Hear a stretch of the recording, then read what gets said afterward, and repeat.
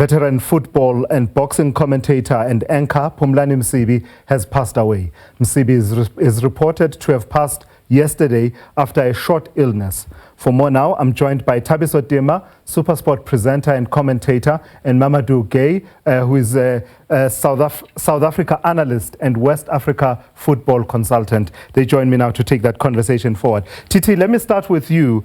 And I think, under the circumstances, it's appropriate that we pass on condolences to you as Phumlani's colleagues who worked with him very closely and knew him over a period of time. But I suppose in a signature way, Phumlani Msibi way, it would not be inappropriate to say to you, you've heard of his passing. Thoughts, please. Absolutely. Tulas, thank you very much. And thank you as well for thank you for the opportunity to pay tribute to a colleague and a friend.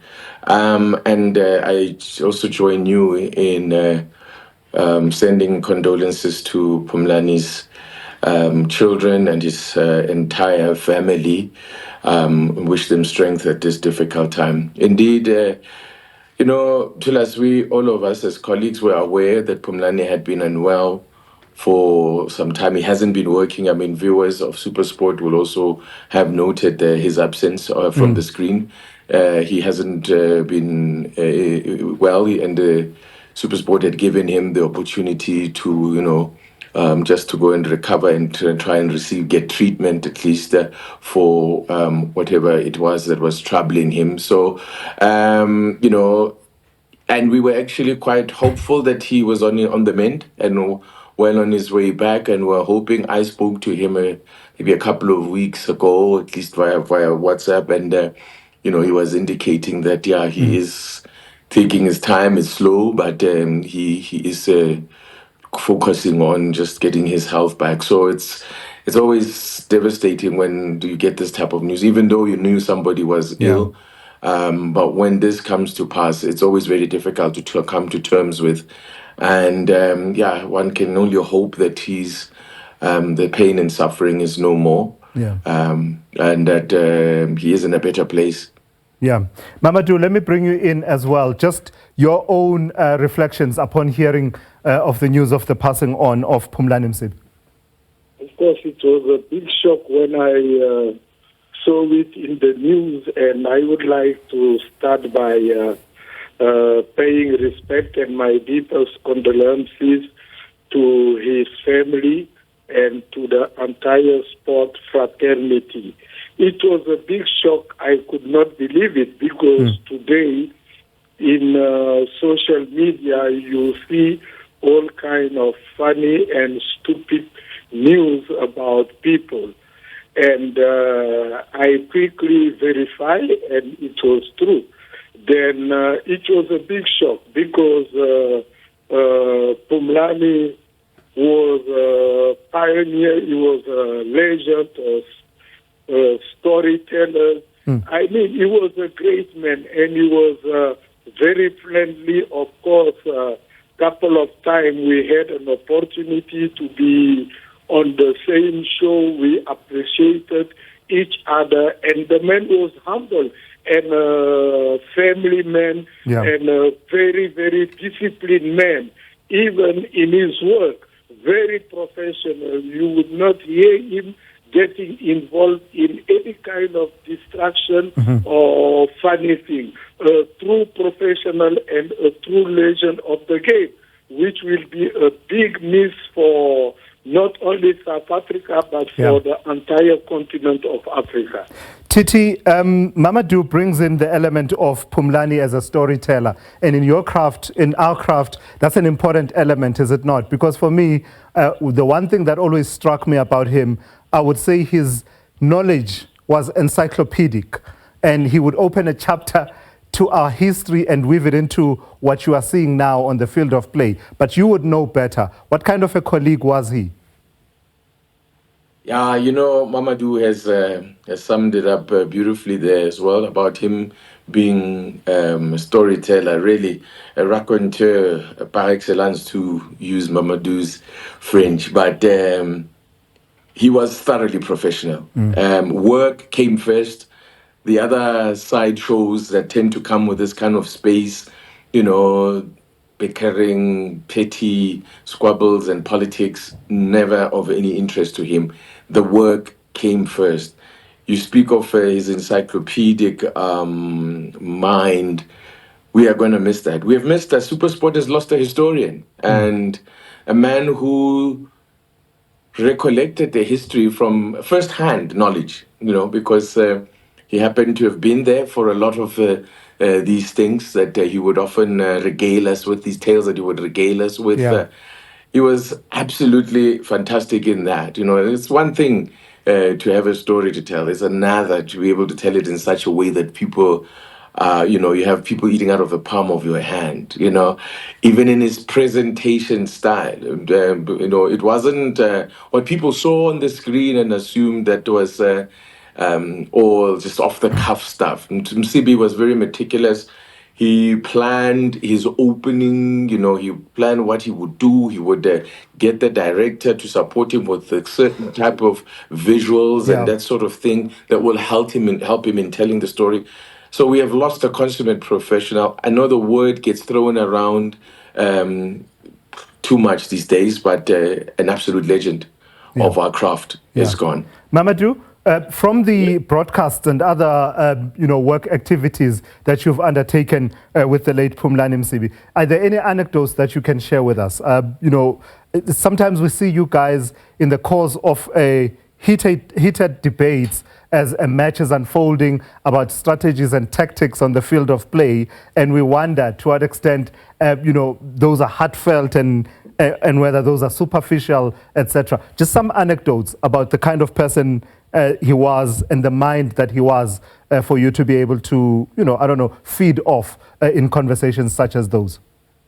Look, he was a very open-minded person. Every time we will meet or he will come to a common show, he will try to express himself in French, speak a couple of words and promise to learn French. He wanted to learn more.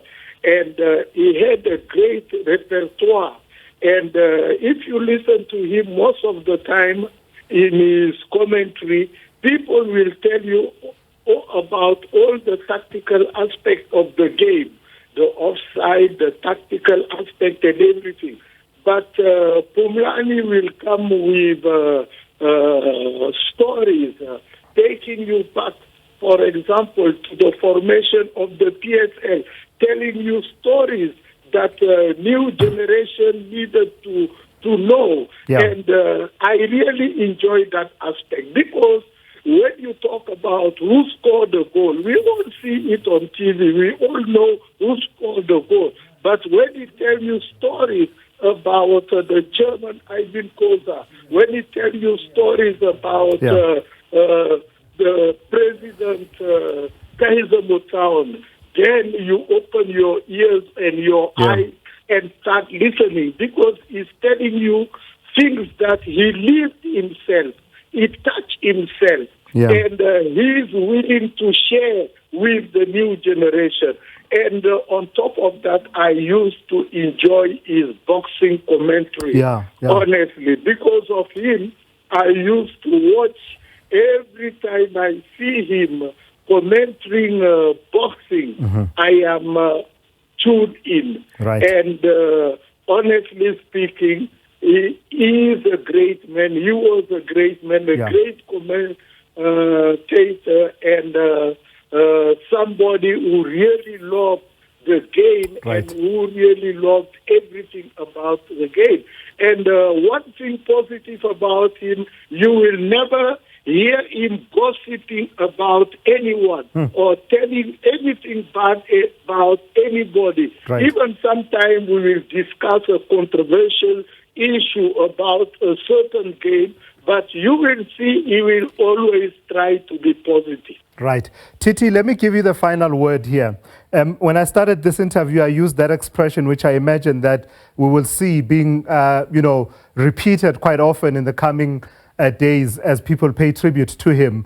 Thoughts, please. That talks to signature style and tone and, you know, manner of speaking. You have yours, and many who watch your commentary will know about it, and how you get really engaged when you're giving commentary. Just that phrase, how important did it become a part of his vocabulary and just how he presented himself, and what does it say about him that it became something that people sort of adopted? I've seen it being used on social media where someone is raising a very different situation, nothing to do with sport, and they will just put his face and say, "Thoughts, please."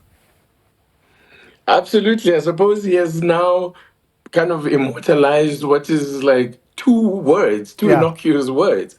But here's the thing about that "thoughts, please," Tulas, which I think young journalists, broadcasters, anybody who ever has to do an interview must just heed what I'm going to say about what this "thoughts, please," actually, the effect that it does have. What it does is it does not, and this is a mistake or something, a tendency that a lot of young broadcasters have, is to try and phrase a question in a form of a statement, where a lot of the times the subject can actually say that, well, what do you want me to say, because you've already made a statement. Yeah. In saying "thoughts, please," Msibi completely took himself out of that and allowed the subject to express themselves. Yeah. He had this uncanny and remarkable ability to get people to speak. He would just put the mic there and they would just spill it out. Yeah. They would just say it. And Beautiful. to the point where, the person speaking, the interviewee, would pause. Yeah. And Msibi would just sit there as well. And would just stand there as well. Yeah. To make sure that that person has said everything they want to say. And that was storytelling. And he was a master at that. Yeah. And I think that's what the "thoughts, please" should that's what people should take from that, not just as if he didn't know what question to answer. Absolutely. That was to ask. That was the effect of it. So yeah, just to once again to end off with by, to Amandla Onke, just to say awuhlanga lungehlanga and mangalale ngoxolo. Titi, I've got to thank you. That's Thabiso Tema, Supersport presenter and commentator. We were, of course, also joined by Mamadou Gaye, Soccer Africa analyst and West Africa football consultant.